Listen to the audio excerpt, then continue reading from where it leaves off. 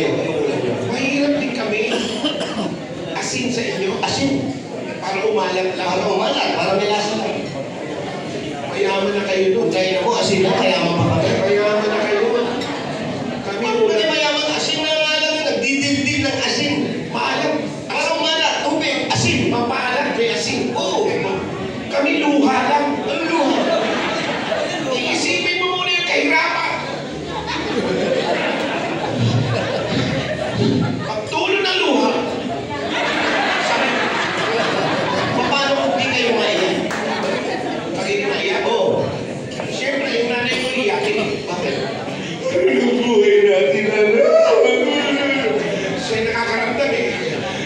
Ano sabi mo? Habang umiyak nanay ko, ako lang nay. Minsan, Jose, sa sobrang kahirapan namin, Oo. na-depress niya tayo nanay ko. Na ano? Na-depress. Hindi na naiiyak. Ano yung depression sa refrigerator? Hindi, parang natuluyan na.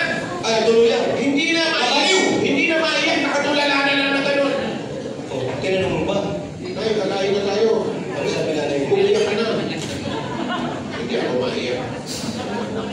Paano ako kakain ng kanin kung walang magpaalam? Oh. Diyan ka sa ito ng tatay mo. Maalat din nga pala ito. Pero mga kaibigan. Pero alam mo, okay naman eh. Ano ako sa ilalim ng mesa? Oo.